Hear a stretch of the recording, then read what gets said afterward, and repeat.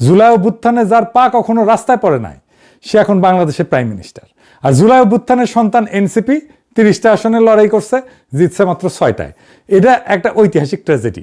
দুই দেশেই ছাত্ররা সরকার ফেলছিল, দুই দেশেই ছিল দুর্নীতি, বেকারত্ব, স্বৈরশাসন, জনতার ক্ষোভ, দুই দেশেই রক্ত দিচ্ছে তরুণরা। কিন্তু একটা দেশে তরুণরা রাষ্ট্র ক্ষমতা নিছে, আর একটা পুরাতন বন্দোবস্ত ফেরত আসছে পিছনের দরজা দিয়া, আরো বেপরোয়া, আরো বর্বর হইয়া। কেন? আশ্চর্যের কথা হইলো এই প্রশ্নটার উত্তর কেউ দেয় নাই। কোনো সেমিনার নাই, কোনো আলোচনা নাই, এমনকি এনসিপি নিজেও এটা নিয়ে কোনো গোল টেবিল বসায় নাই, যেন কিছুই হয় নাই, যেন বিপ্লবের কোনো মূল্যই নাই। এভাবেই যেন কোনো কিছু না বদলানোরই কথা ছিল। 2026 সালের মার্চ মাস, কাঠমান্ডু, 35 বছর বয়সের এক র্যাপার ইঞ্জিনিয়ার শপথ নিতেছে প্রাইম মিনিস্টার হিসেবে, বালেন্দ্র শাহ, সবাই জানে বালেন নামে। তার দল রাষ্ট্রীয় স্বতন্ত্র পার্টি, পার্টির বয়স মাত্র 4 বছর। 275টা আসনে পার্লামেন্টে 182টা আসন পাইছে। ভূমিধ্বস বিজয়। নেপালে সেই 3 বুড়া, কেপি ওলি, শের বাহাদুর দেউবা আর পুষ্পকমল দাহাল, যারা 2 দশক ধরে চেয়ার খেলা খেলতেছিল, বালেন তাদের ধুলায় মিশাই দিচ্ছে। ওলিকে তার নিজের সিটে হারাইছে 50,000 ভোটের ব্যবধানে। এবার আসেন ঢাকায়। ফেব্রুয়ারি 26 শপথ নিতেছে তারেক রহমান। এই লোক দেশে ছিল না 17 বছর, বর্ষা বিপ্লবের সাথে যার কোনো সম্পর্ক নাই। আজকে আমি 2 দেশের ছাত্র আন্দোলন, ছাত্র নেতৃত্ব, তাদের কৌশল, তাদের কাজের পদ্ধতি সব গভীরে গিয়ে তুলনা করব। পরতে পরতে এটা একটা দীর্ঘ আলাপ, কিন্তু করতেই হইতেছে, কারণ এই বিশ্লেষণ না বুঝলে আগামীর 5 বছরের বাংলাদেশ বুঝতে পারবেন না। আগে বুঝে নেই নেপালে ঠিক কি ঘটেছিল। নেপালের গল্প বুঝতে হইলে একটু পেছনে যাইতে হবে। 2008 থেকে 2025, মাত্র 17 বছরে নেপালে 14টা সরকার, 8 জন প্রধানমন্ত্রী। কোন সরকার 5 বছর টেকে নাই। 3 জন বুড়া নেতা, ওলি, দেউবা আর দাহাল, পালা করে চেয়ার বদল করত। জনগণের কাছে কোনো জবাবদিহিতা নেই।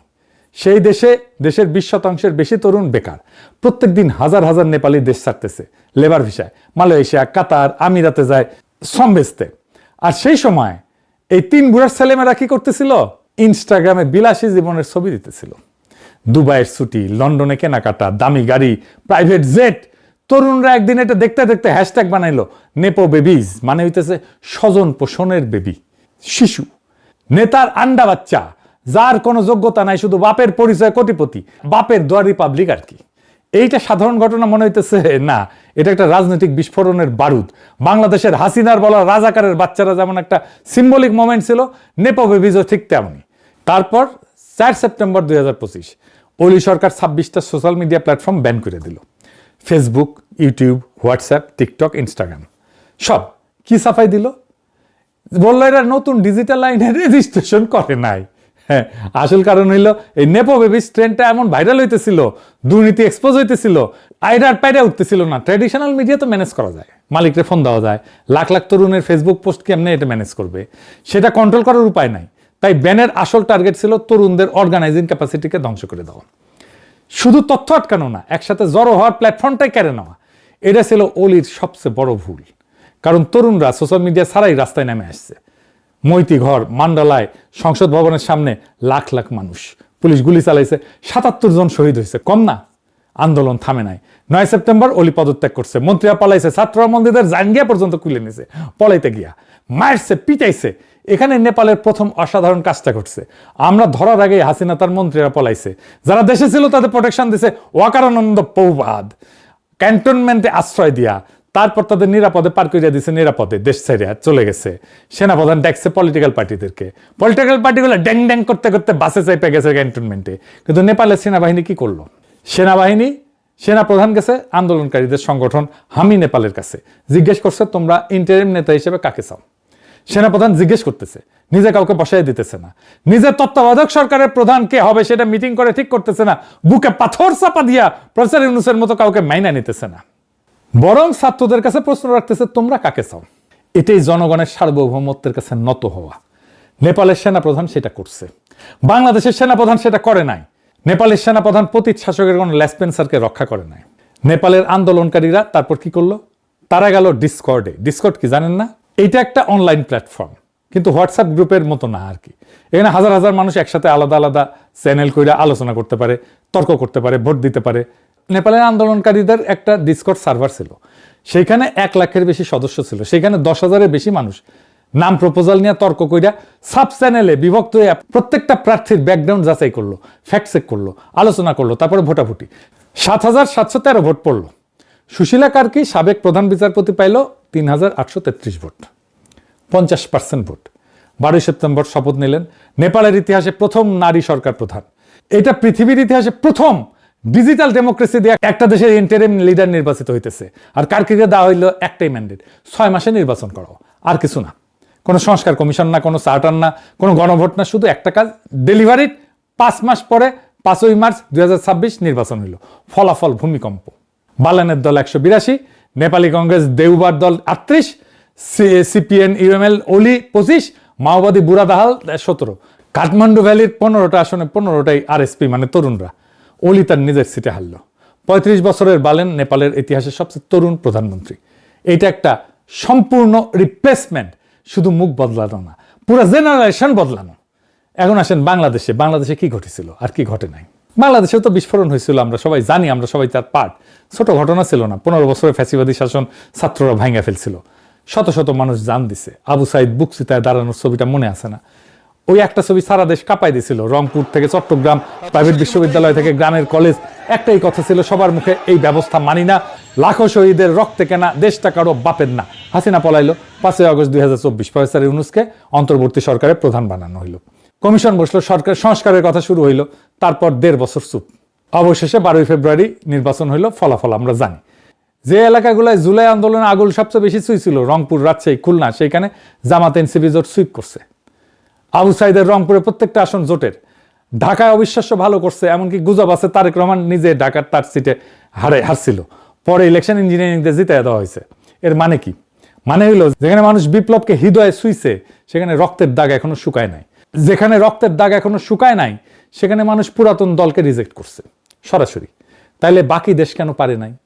এইখানে আসল গল্পের শুরু। 6টা কারণ, প্রত্যেকটা স্ট্রাকচারাল, প্রত্যেকটা অ্যাভয়েড করা যাইতো, কিন্তু প্রত্যেকটাই ঘটছে। ছাত্রদের নানাভাবে এই কথা বলা হয়েছে, আমি আমার ভিডিওতে বলছি, বারবার বলছি, শোনে নাই। প্রথম কারণ কি ছিল? নেপালের আরএসপি গঠন হয়েছিল 2022 সালে, আন্দোলনের 3 বছর আগে।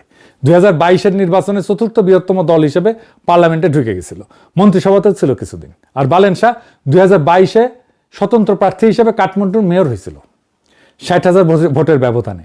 3 বছর মেয়রগিরি করছে, দুর্নীতি কমাইছে, রাস্তা ঠিক করছে। কাঠমান্ডু শহর দৃশ্যমানভাবে বদলাই গেছে। মানুষ দেখছে এই লোক কথা বলে না, কাজ করে।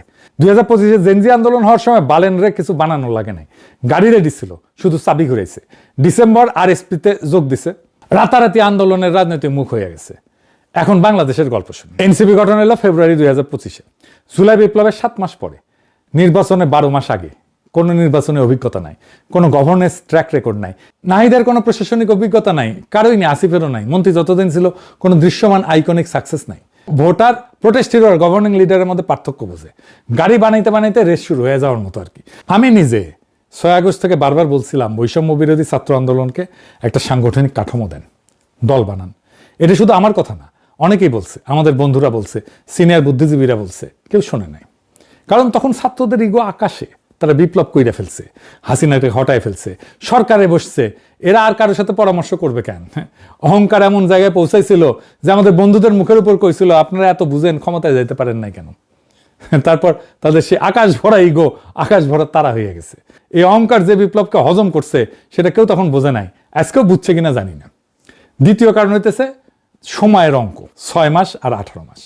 নেপালে আন্দোলন থেকে নির্বাচন 6 মাস। মানুষের ক্ষোভ তখনও টাটকা, রক্ত শুকায় নাই, কেউ ভোলে নাই কে গুলি চালাইছিল। সেই রাগ সরাসরি ব্যালট বাক্সে গেছে। বাংলাদেশ আন্দোলন থেকে নির্বাচন 18 মাস। এই সময় কি হয়? মানুষের মনোযোগ সরে যায়। প্রফেসর ইউনূসের সরকারের কথা কেউ শোনে না। প্রত্যেকদিন একটার পর একটা আন্দোলন। বিএনপি নিজেই কত আন্দোলন করছে, সিটি কর্পোরেশনে তালা লাগাই দিছে, সেক্রেটারিতে আন্দোলন করছে, যমুনার সামনে প্রত্যেক দিন আল্লাহর ওয়াস্তে একটা করে বিক্ষোভ। একটা সিটি কর্পোরেশন যদি একদিন না চলে, আপনার নাগরিক সেবা চলবে? নগর তো স্তব্ধ হয়ে যাবে। গভর্নেন্স ফেল করছে। মানুষ তখন আর বিপ্লবের কথা ভাবে না, পেটের কথা ভাবে, গভর্নেন্সের কথা ভাবে, নিরাপত্তার কথা ভাবে, রাস্তায় শৃঙ্খলার কথা ভাবে। আইন শৃঙ্খলার অবনতি হইতেছিল, অন্তর্ঘাত তো চলছেই, হাদিকে খুন করলো। আর এমন অনিশ্চয়তায় মানুষ একটা নিয়ম মানে, পরিচিত মন্দ বেছে নেয়, অচেনা ভালোকে বাঁচে না। এইটা বাংলাদেশের মানুষের দোষ না, এটা মানুষের স্বাভাবিক মনস্তত্ত্ব। এইটারে কয় লস অ্যাভারশন বা ক্ষতি এড়ানো। মনে যখন ভয় থাকে যে সব হারাইবো, তখন কমপক্ষে আগেরটা তো চেনা, ওর দুঃশাসন তো দেখছি, সেই দুঃশাসন তো আমি সহ্য করতে পারছি, তো এর চাইতে তো আর খারাপ হবে না, এই লজিক কাজ করে। যদিও একটা সতর্কতা, বিএনপি বিপ্লব বিরোধী শক্তি না, ইলেকশনে বিপ্লব পক্ষের যে সমস্ত শক্তি লড়াই করছে তারাই জিতছে। যদিও আমরা সবাই দেখতেছি বিএনপি জুলাইকে ধারণ করে না, ইলেকশন আগে হইলেও সম্ভবত বিএনপি জিততো, তবে ছাত্ররা বেটার পজিশনে থাকতো, আরো আসন বেশি পাইতো। এইবারের তৃতীয় কারণ বিএনপির অর্গানাইজ সাবোটাজ। বিএনপি শুধু অপেক্ষা করে নাই, বিএনপি সক্রিয়ভাবে অন্তর্বর্তী সরকারকে ব্যর্থ করছে, সক্রিয়ভাবে কাউন্টার রেভলিউশনারি কাজ করছে। কি কি করছে বিএনপি আগেও বলছি। ঢাকা সিটি কর্পোরেশন অচল করে রাখছে, সচিবালয়ে আন্দোলন করছে, প্রত্যেকদিন একটা ইস্যু, প্রত্যেকদিন একটা জ্যাম। এখন একটু জায়গায় দেখেন নির্বাচনের পরে এইসব আন্দোলন কোথায় উধাও হয়ে গেছে, একটাও নাই, জাতিগুলোর মতো উড়ে গেছে। কারণ আন্দোলনগুলো কখনোই জনগণের দাবির আন্দোলন ছিল না, বিএনপি করতো। এগুলো ছিল ইউনূস সরকারকে ডিস্টেবিলাইজ করার টুল। 2 নাম্বার, স্থানীয় সরকার নির্বাচন আটকাই দিছে। প্রফেসর ইউনূস স্থানীয় সরকার নির্বাচন দিতে চাইছিল, বিশ্ববিদ্যালয় ছাত্র সংসদ নির্বাচন দিতে চাইছিল, বিএনপি হইতে দেয় নাই। আওয়ামী লীগের চেয়ারম্যান মেম্বার সবাই পালাইছে, স্থানীয় সরকার তো এরাই চালাইতো। তৃণমূলের রাজনীতি, সমাজের নিয়ন্ত্রণ, ছোটখাটো বিচার সবাই তার হাতে ছিল। সে পুরা স্ট্রাকচার ভেঙে পড়ছিল। নতুন লিডারশিপ দরকার ছিল, নতুন মুখ দরকার ছিল, নতুন শক্তি দরকার ছিল, বিএনপি সেটা হইতে দেয় নাই। কেন? কারণ স্থানীয় নির্বাচন হইলে কি হইতো? জামাত এনসিপির মাঠ পর্যায়ে একটা বেস তৈরি হইতো, ইউনিয়ন পরিষদ, পৌরসভা, উপজেলায় নতুন মুখ আসতো যারা বিপ্লবের পক্ষের। ছাত্র সংসদ নির্বাচন হলে কি হইতো? বিপ্লবের পক্ষের ছাত্ররা একটা ইনস্টিটিউশনাল ভিত্তি পাইতো। ব্যাপারটা কেমন হইতো সেটা ছায়া তো আমরা দেখছি, ডাকসু, চাকসু, রাকসুতে শিবিরের বিজয় থেকে। সেটা যদি পুরা দেশের ইউনিয়নে হইতো, কি হইতো ভাবেন? বিএনপি এটা জানতো। তাই ইন্টারমিডিয়েট ইনস্টিটিউশন তৈরির আগেই জাতীয় নির্বাচন চাইতেছিল। সিভিল মিলিটারি ব্যুরোর কাছে ভয় পেয়ে গেছে যে এইখানে Awami League, BNP, India West এক হয়ে গেছে, এই রে ব্যাপার বুঝি জামাতে ইসলাম ক্ষমতায় চলে আসলো। বিএনপির তো একটা ক্যাডার নেটওয়ার্ক আছে, তার সাথে আওয়ামী লীগের মাঠের কর্মীরা যুক্ত হয়েছে। ছাত্রলীগ, যুবলীগ সব বিএনপিতে ভিড়ে গেছে। আমিও দেখাইছি অনেক ভিডিওতে বিএনপির ক্যাম্পেইন করতেছে, নিজেরাই বলতেছে আমরা আওয়ামী লীগ, এখন বিএনপি হয়েছি। সকল বাংলাদেশের আনাচে কানাচে যত শ্রমিক আছে তাদের ন্যায্য অধিকার সফল হোক। আমরা চাই নির্যাতন নয়, আমরা চাই অধিকার, অধিকার, অধিকার। জয় বাংলা। ধন্যবাদ, ধন্যবাদ। বাংলাদেশ জিন্দাবাদ, জাতীয়বাদী। এই বিএনপির মাঠের লোকের অভাব হয় নাই, ইউনিয়ন পর্যায়ে সংগঠন আছে, কিন্তু 1 বছর পুরনো এনসিপির সেটা নাই। এটা একটা ক্লাসিক কাউন্টার রেভলিউশনারি কৌশল। এটা আমার কথা না, ইতিহাসে বারবার এটা দেখাইছে। বিপ্লবের পরে দুইটা জিনিস একসাথে রেস করে, এক নতুন শক্তির ইনস্টিটিউশন বিল্ডিং, 2 পুরানো শক্তির কামব্যাক। যে আগে শেষ করে সেই জেটে। 2 শক্তির কাজ কি? স্থানীয় নির্বাচনে জিতে বেস বানানো, ছাত্র সংসদের নিজে ক্যাম্পাস দখল করা, মাঠে ক্যাডার তৈরি করা। এটা সময় লাগে। পুরোনো শক্তির কাজ কি? এই বেস বানানোর আগেই জাতীয় নির্বাচনে নিয়ে যাওয়া, যেখানে তাদের আগে থেকে থাকা 35 বছরের নেটওয়ার্ক কাজ করবে। বিএনপি ঠিক এইটাই করছে। ইন্টারমিডিয়েট ইলেকশন সব আটকাইছে, স্থানীয় নির্বাচন না বলছে, ছাত্র সংসদ না বলছে, জাতীয় নির্বাচনের দিকে ঠেলা দিছে। মানে বিপ্লবের শক্তিকে শিকড় গজনের সময় দেয় নাই, গাছ বড় হওয়ার আগে উপড়ে ফেলছে। এটা কাউন্টার রেভলিউশন, সামনে থেকে লড়াই না, সময়কে অস্ত্র বানায়। ফ্রান্সে 1789 সালে বিপ্লব হইল, জনগণ রাজতন্ত্র উৎখাত করলো, কিন্তু বিপ্লবীরা নিজেদের মধ্যে বিভক্ত হয়ে গেল। নতুন কাঠামো দাঁড় করানোর আগে ক্ষমতার লড়াই শুরু হলো। ঠিক সেই বিশৃঙ্খলার মধ্যে নেপোলিয়ান ঢুকে পড়লো। সে বলল আমি শৃঙ্খলা আনবো, স্থিতিশীলতা আনবো, শান্তি আনবো। ক্লান্ত মানুষ মেনে নিল। বিপ্লবের ফসল তুললো পুরনো ধাঁচের একজন শাসক। বাংলার লুথার কিং দেশে ফিরে একই কথা কইছিল, নিরাপদ বাংলাদেশ করবে, তাই না? একই সিস্টেম, একই টেমপ্লেট। মিশরে 2011-তে তাহরির স্কোয়ারে লাখো তরুণ হোসেনি মোবারককে হটাইলো, তারপর নির্বাচন হইলো, মুরসি জিতলো। কিন্তু পুরনো সেনাবাহিনী, পুরনো আমলাতন্ত্র, পুরনো ব্যবসায়ী গোষ্ঠী এরা সবাই মিলে মুরসিকে অচল করে দিল। তারপর সিসি আসলো, সামরিক অভ্যুত্থান হইল, আর বলল আমি স্থিতিশীলতা। তার স্কোয়ারের তরুণরা তারা আজ কারাগারে, নির্বাসনে অথবা নীরব। প্যাটার্নটা বুঝতে পারছেন?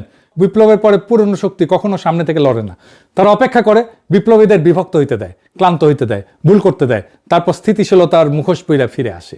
বাংলাদেশে বিএনপি ঠিক এই কাজটাই করছে, শুধু সামরিক অভ্যুত্থানের বদলে নির্বাচনী পথে। তারেক রহমান স্থিতিশীলতার কথা বলছে, শান্তির কথা বলছে, ক্লান্ত দেশের মানুষ মাইনা নিছে। এরপর 4 নম্বর কারণ, বিএনপি 209 আসন পাইল কিভাবে? আওয়ামী লীগ তো নিষিদ্ধ, তাহলে এই ভোটগুলা কোথায় গেল? উত্তরটা আপনাদের জানা। পুরানো বন্দোবস্তে প্রত্যেকটা স্তম্ভ বিএনপির পিছনে সারিবদ্ধ হয়ে গেছিল। 1 নম্বর স্তম্ভ আমলাতন্ত্র, ব্যুরোক্রেসি। হাসিনা 15 বছর যে প্রশাসন তৈরি হয়েছে, ডিসি, ইউনো, পুলিশ, নির্বাচনের কর্মকর্তা, এরা সব পুরনো ব্যবস্থার লোক। এদের জন্য বিএনপি মানে সিস্টেম কন্টিনিউশন, জামাত এনসিপি মানে সিস্টেম ডিসরাপশন। জামাত এনসিপি আসলে কি হবে? দুর্নীতির বিচার হবে, ব্যাংক লুটেরাদের হিসাব চাওয়া হবে, প্রশাসনে জবাবদিহিতা আসবে, ব্যাংকগুলো থেকে পাচার হয়ে গেছে ফেরত দিতে হবে সেগুলো। কিন্তু বিএনপি আসলে পুরনো খেলা চলবে, শুধু মুখ বদলাবে। তাই হইতেছে কিনা বলেন? এই জন্যই আমলাতন্ত্র বিএনপির পাশে। আমরা পুলিশ লীগের অবসান চাইছিলাম না, এখন আইসা বলে আমি জাতীয়তাবাদী আদর্শের সৈনিক। শুনেন, বিগত ফ্যাসিস্ট আমলের 18 বছর একের পর এক পদবঞ্চনা, অপমান, বৈষম্য আর মানসিক নির্যাতনের শিকার হয়েছি, কিন্তু শত প্রতিকূলতার মধ্যেও আমি জাতীয়তাবাদী আদর্শ থেকে এক চুলো বিচ্যুত হইনি। শুনেছেন? তাহলে বদলাইলো কি? এবার আসেন 2 নম্বর স্তম্ভ, সেনাবাহিনী, পুলিশ, র্যাব। জুলাই অভ্যুত্থানে সেনাবাহিনী, পুলিশ, র্যাব এদের অনেকের হাতে মানবতা বিরোধী অপরাধের রক্ত লাগিছে, নিরস্ত্র মানুষের উপরে গুলি চালানো হয়েছে। তার আগে গুম খুনের অভিযোগ তো আছে সেনাবাহিনীর জেনারেলদের বিরুদ্ধে। এই অপরাধের বিচার হইলে কারা কাঠগড়ায় দাঁড়াবে? এদের কর্তা ব্যক্তিরা। তাই এরা বিচার হইতে দিতে রাজি না। ইউনূস সরকারকে এরা পদে পদে অসহযোগিতা করছে, আয়নাঘর পর্যন্ত ভিজিট করতে দেয় নাই। তাই তারা বিএনপির সাথে একটা আন্ডারস্ট্যান্ডিং করে ফেলছে, তোমাদেরকে আমরা ক্ষমতায় পৌঁছে দেব, তোমরা আমাদের বিচার করবা না। এখন আসেন নেপালের সাথে তুলনা কর। নেপালের সেনাপ্রধান আন্দোলনকারীদের জিজ্ঞেস করতেছে তোমরা কাকে চাও। নেপালের সেনাপ্রধান ফ্যাসিলিটেটর, বাংলাদেশের সেনাপ্রধান ইন্টারেস্টেড স্টেক হোল্ডার। এই পার্থক্যটা শুধু ব্যক্তির না, এটা অভ্যুত্থানের মৌলিক গড়নের পার্থক্য। নেপালের সেনাবাহিনীর হাতে গণহত্যার দাগ আগে থেকে ছিল না, বাংলাদেশের সেনাবাহিনীর হাতে ছিল। 3 নম্বর স্তম্ভ কি? এলিট স্ট্যাবলিশমেন্ট, ব্যবসায়ী গোষ্ঠী, সুশীল সমাজের একাংশ, মিডিয়া, এমনকি ইউনূস সরকারের উপদেষ্টা পরিষদের অনেকে। এরা ভিতরে বৈশা বিপ্লবের এজেন্ডাকে দুর্বল করছে, বিএনপির সাথে একটা ব্রিজ রেখা দিচ্ছে, সিগন্যাল পাঠাইছে আমরা তোমাদের পক্ষে আছি। নির্বাচনের পর বিএনপি এদের পুরস্কৃত করছে। এই যে খলিলুর রহমান, সে প্রত্যেকটা কন্ট্রাক্ট হয়েছে, তাদেরকে বলছে তারেক রহমানের সাথে যান, আমি নিয়ে যাইতেছি, নিয়ে গেছে। সেই জন্যই তো তারা পররাষ্ট্রমন্ত্রী বানাইছে। নির্বাচনের পর বিএনপি এদের পুরস্কৃত করছে, নতুন সরকারের জায়গা দিচ্ছে। এটা গোপন কিছু না, মানুষ দেখছে কারা কারা গেছে বিএনপির গুরুত্বপূর্ণ পদে। আমি আর আলাদা করে আর নাম কইতে চাইলাম না। আর সবচেয়ে গুরুত্বপূর্ণ আওয়ামী লীগের ভোট ব্যাংক। এই ভোট ব্যাংকের বড় অংশ দিশেহারা, তারা জামাত এনসিপিকে দেখতেই পারে না। বাংলাদেশের আওয়ামী লীগ কখনো এনসিপিকে ভোট দেবে না, তারা বিএনপিকে ভোট দিতে পারে, এমনকি জামাতকে ভোট দিতে পারে, কিন্তু কখনো এনসিপিকে ভোট দেবে না। বাংলাদেশের হিন্দু সম্প্রদায় এখনো পর্যন্ত জামাতকে ভোট দেবে না, তারা যেই দলই করুক না কেন। পরে কি হবে জানি না। বিএনপি তো তাদের বলছে ধানের শীষ আপনাদের পাশে আছে। নৌকার যে কান্ডারি, যে মূল মাঝি, ও নৌকার শব্দকে ফেলে দিয়ে পাড়ায় চলে গেছে, ইন্ডিয়ার চলে গেছে, ঠিক না? এখন আমাদের যারা এখানে নৌকা ভরতে না সারা বাংলাদেশে, তারা তো একটু অসহায় অবস্থায় আছে, যে আমাদের মূল লোকটাই পালাই গেছে, আমরা এখন কি করব? তো সেই জায়গায় আমি আপনাদেরকে এইটুকু আশ্বাস দিতে পারি যে আপনাকে হতাশ হবেন না, ধানের শীষ আপনাদের পাশে আছে, আমরা আপনাদের পাশে আছি। আমরা বেঁচে থাকতে আপনাদের গায়ে কেউ ফুলের টোকাও দিতে পারবে না। এরা বিএনপিতে গেছে। এখানে একটা কথা বলি, অনেকে বলে আওয়ামী লীগ নিষিদ্ধ করাটা একটা স্ট্র্যাটেজিক মিস্টেক ছিল, কারণ আওয়ামী লীগ যদি মাঠে থাকতো তাহলে আওয়ামী লীগের এই ভোট বিএনপি পাইতো না। কিন্তু আওয়ামী লীগ নিষিদ্ধ হয়, সেই ভোট কনসলিডেটেড হইয়া বিএনপিতে গেছে। আমরা তাও আওয়ামী লীগের নিষিদ্ধের পক্ষে বলছি। আমরা জানতাম আওয়ামী লীগের ভোট বিএনপিতে যাবে, গেছেও। তাহলে কেন চাইছি? কারণ আওয়ামী ভোট যে নিবে সে আওয়ামী ইন্টারেস্টের কাছে ডিপেন্ডেন্ট হয়ে যাবে। বিএনপিও গেছে, গেছে না? আওয়ামী ইন্টারেস্টের কাছে তাকে আওয়ামী নির্ভর হইতে হইতেছে না, আওয়ামী লীগ তোষণ করতে হইতেছে না, খালেদা জিয়ার গাড়ি বহরে হামলাকারীকে জামিন দিতে হইতেছে না, মুক্তিযুদ্ধের চেতনা হইতেছে না, আওয়ামী ন্যারেটিভ গ্রহণ করতে হইতেছে না। আওয়ামী লীগ যত বেশি মুক্তিযুদ্ধের কথা কইছে তার চেয়ে বেশি কইতেছে বিএনপি, যেন বিএনপি মুক্তিযুদ্ধের চ্যাম্পিয়ন। হ্যাঁ, ওই যে আছে না, শুনি বিবরণ কোদে তিনি কন, মারিয়া করিব খুন, বাবু যত বলে পারিষদ দলে, বলে তার শত গুণ, সে শত গুণ বলে পারিষদ হইয়া। বিএনপি মুক্তিযুদ্ধের কথা। আর কি হয়েছে? এই বিএনপির হিস্টোরিক ভোট ব্যাংক বিএনপি থেকে সরে আসবে, সরে আসতেছে। জামাত এনসিপি যে ভোট পাইছে তার অর্ধেক তো বিএনপির ভোট ব্যাংকের ভোট। লং টার্মে বিএনপির ক্ষতি হবে, তাই হয়েছে, আরো ক্ষতি হবে। পঞ্চম কারণ কি? এবারে ইউনূস সরকারের দিকে তাকাই। এখানে নেপালের সবচেয়ে নাটকীয় কন্ট্রাস্ট। নেপালে অনেকে ভোটাভুটি করে, ছাত্র আন্দোলনকারী ভোটাভুটি করে অন্তর্বর্তীকালীন সরকারের প্রধান নির্বাচন করছে। বাংলাদেশে হাসিনা পালানোর পরে কি হলো? কয়েকজন ইউনিভার্সিটির টিচার, কয়েকজন ছাত্র নেতা একটা ছোট্ট গ্রুপ বসে সিদ্ধান্ত নিল প্রফেসর ইউনূস। কোনো বিস্তৃত আলোচনা নাই, কোনো গণভোট নাই, কোনো ব্রেনস্টর্মিং নাই, কোনো ডিসকর্ড নাই, কোনো পাবলিক ফোরাম নাই, একদম টপ ডাউন ডিসিশন, সেনা সমর্থিত ট্রানজিশন। ফ্যাটাল মিস্টেক এটা। এটা আন্দোলনের জন্য নেপালে হাজার হাজার মানুষ ইন্টারিম নেতা বাছাই করছে, বাংলাদেশে কয়েকজন মিলা ঠিক করে দিছে। আপনি যত বেশি মানুষকে ডিসিশন নেওয়ার টাইমে ইনভলভ করবেন তত বেশি ওন করবে তারা। ছাত্ররা যাদের সাজেশন নিয়ে সরকার তৈরি করছে তারাই সবচেয়ে বেশি সমালোচনা করছে ইউনূস সরকারে, এখনো করতেছে। গণতন্ত্রের প্রথম অরিজিন স্টোরি থেকে এই সরকার ড্যামেজড। সবচেয়ে ভয়ানক ভুল, প্রফেসর ইউনূসকে কোনো ম্যান্ডেট দেওয়া হয়নি যে আমরা কি চাই, এই তালিকাটাই তৈরি হয়নি। কার কি জানতো? একটাই কাজ, নির্বাচন। ইউনূস জানতো না তার কাজ কি, সংস্কার, নির্বাচন, শাসন, নাকি তিনটাই। উনি নিজেই বলছেন আমার কথা শুনতে হবে। পরে দেখা গেল ওনার কথা কেউ শোনে না। এমন একটা প্রশ্ন আসে, তাইলে কেন দ্রুত নির্বাচন দিয়ে চলে গেলেন না প্রেসিডেন্ট? 6 মাসে ছেড়ে দিলেই তো হতো। কারণ হতেছে বাংলাদেশের মানুষ বিএনপিকে বিশ্বাস করে না। বিএনপি আগেও ক্ষমতায় ছিল 2001 থেকে 6, সেই সময় দুর্নীতি, হাওয়া ভবন, তারেক রহমানের 10% গল্প, খাম্বা, হাসিনা পালানোর পরে অব্যাহত চান্দাবাজি, খুন, জখম, ধর্ষণ। বিএনপি নামা বলে এই যে এখানে 271টা খুন করছে, 81টা ধর্ষণ করছে বিএনপি এই 20 মাসে। আপনারা যখন দেখবেন তখন ব্যাটছে কিনা আল্লাহ মালুম। মানুষের এটা মনে আছে তার দুঃশাসনের কথা, মানুষ জানতো দ্রুত নির্বাচন দিলে হয়তো বিএনপি আসবে আর তাদের পরিবর্তনের প্রতিশ্রুতি রাখবে না। তাই জনদাবি ছিল আগে সংস্কার হোক, তারপরে নির্বাচন হোক। এই দাবিটা যুক্তিসঙ্গত ছিল, কারণ আমরা দেখতেছি সংস্কার যা করে গেছিল ইউনূস সরকার, কোনটাই তারা রাখতেছে না, গুম অধ্যাদেশ বাতিল করে দিছে। কিন্তু সমস্যা হলো সেই সংস্কার করার সক্ষমতা ইউনূস সরকারের ছিল না। কেন ছিল না? কারণ ইউনূস সরকারের উপদেষ্টা পরিষদে বসানো হয়েছিল এমন সব মানুষদের যাদের সাথে জুলাই বিপ্লবের ন্যূনতম কোনো সম্পর্ক নাই, বিপ্লবের প্রতি কমিটমেন্ট নাই, পলিটিক্যাল ক্যাপিটাল নাই, জনভিত্তি নাই, সংগঠন নাই, রাজনৈতিক পেশি নাই, পলিটিক্যাল মাসল নাই। একজন উপদেষ্টা দেখেন তো যার ফলোয়ার আছে? নাই। কারণ এরা সব টেকনোক্র্যাট, এনজিওর লোক, তার উপরে বেশিরভাগই বুড়া। প্রফেসর ইউনূস ওনার ওয়াইফের ডাক্তারকে উপদেষ্টা বানাইছেন। হ্যাঁ, চিন্তা করেন, এরা হয়তো চিন্তাশীল বা ইন্টেলিজেন্ট মানুষ, কিন্তু এক্সিকিউটর না। ফলে কঠিন রাজনৈতিক সিদ্ধান্ত নেওয়ার সময় এরা পিছিয়ে যেত, আর এক্সিকিউট করতে গেলে হাসিনা আমলে ব্যুরোক্রেসি বাধা দিত। কারণ সেই ব্যুরোক্রেসি কোনো কারণ নাই বিপ্লব সফল করার। আর বিপ্লবের আসল শক্তি প্রাইভেট বিশ্ববিদ্যালয়ের ছাত্রছাত্রী, তরুণ নারীরা, সোশ্যাল মিডিয়া অ্যাক্টিভিস্ট, গার্মেন্টস শ্রমিক, রিক্সাওয়ালা, দিনমজুর, মাদ্রাসা ছাত্র, আলেম, এদের কাউকে কাছে টানা হয়নি। আলেমদের মামলাগুলো পর্যন্ত তোলা হয়নি সব। ইউনূস সরকার শুধু ছাত্রদের একটা অংশ আর টেকনোক্রেট দিয়ে চলছে। পলিটিক্যাল বেস ছিল অত্যন্ত সংকীর্ণ। অল্প বয়সী ছাত্ররা সরকারে গেছে, 27 বছরের নাহিদ, 26 বছরের আসিফ, এদের কাঁধে পুরো রাষ্ট্রের ভার। কোনো এক্সপিরিয়েন্স নাই, কোনো প্রোটেক্টিভ শিল্ড নাই, কোনো ইনস্টিটিউশনাল সাপোর্ট নাই, কোনো ম্যানেজারিয়াল ক্যাপাসিটি নাই। ছাত্রদের বাদ দেন, আমি আসিফ নজরুলকে শিখাইছি আইজেনহাওয়ার ম্যাট্রিক্স কি, কারণ উনি টাইম ম্যানেজমেন্ট করতে পারতেছিলেন না। উনি কইতেছিলেন না যে সারাদিন কাজ করেন উনি, কেন সারাদিন কেন কাজ করতে হবে একজন উপদেষ্টার? এই ম্যানেজারিয়াল ক্যাপাসিটি না থাকার কারণে প্রত্যেকটা ভুল এদের নামে চলে যেত। সাধারণ মানুষ দেখছে এরা আগের চেয়ে ভালো কিছু করতে পারতেছে না, বরং উল্টা এদের নামে দুর্নীতি, চাঁদাবাজির অভিযোগ। আমি জাজমেন্ট দেবো না, কিন্তু পারসেপশন তৈরি হয়েছে তো। আর এই পারসেপশন সামলানোর কোনো ক্যাপাসিটি এনসিপির ছিল না, কারণ আমি আগেই কইছি তারা প্রোটেস্ট ছিল, গভর্নিং লিডার না। এই দুইটা সম্পূর্ণ আলাদা স্কিল সেট। এখানে আর একটা গভীর সমস্যা ছিল, ছাত্রদের একাংশের মধ্যে একটা আত্মম্ভরিত তৈরি হয়েছিল, বিশেষ করে মাহফুজের মধ্যে। তারা মনে করতো যে এই বিপ্লব তারাই নির্মাণ করছে, কিন্তু বাস্তবতা কি? বাস্তবতা হইলো ছাত্ররা বারুদে আগুন ধরায় দিছিল। এটাই যথেষ্ট ছিল, এটাই ঐতিহাসিক ছিল। কিন্তু সেই আগুনকে বিপ্লবের রূপ দিয়েছে সাধারণ মানুষ, রিক্সাওয়ালা, দিনমজুর, গার্মেন্টস শ্রমিক, মাদ্রাসা ছাত্র, গৃহিণী, যারা কোনো নির্দেশনা ছাড়াই রাস্তায় নেমে আসছিল। এরা তো ছাত্র নেতাদের নির্দেশে আসে নাই, নিজের তাগিদে আসছে। এটা ছিল একটা লিডারলেস এক্সপ্লোশন, এবং সেটাই ছিল এর সবচেয়ে বড় শক্তি। কিন্তু ছাত্র নেতারা মনে করলো এটা তাদের নেতৃত্বের ফসল। এই ভুল ধারণা থেকে তারা নিজেদের বিপ্লবের মালিক ভাবলো। আর মালিকানা বোধের পরিণতি কি? অন্যদের শেয়ার দিতে অনীহা, পরামর্শ নিতে অনিচ্ছা, নিজের ভুলকে অ্যাডমিট করতে অক্ষমতা। ইউনূস সরকার ব্যুরোক্রেসিকে সামলাইতে পারে নাই, যদি এটা সামলানো 1-2 এর ব্যাপার ছিল। এই টেকনোক্রেটরা ল অফ অ্যাডমিনিস্ট্রেশন বোঝে, কিন্তু পলিটিক্যাল পাওয়ার বোঝে না। পলিটিক্যাল পাওয়ার মানে কাকে ভয় দেখায়, কাকে বন্ধু বানাইতে হবে, কোথায় চাপ দিলে কোন জিনিস ব্যাড হবে, কার বিরুদ্ধে শাস্তির ভয় দেখাইলে লাইনে আসবে।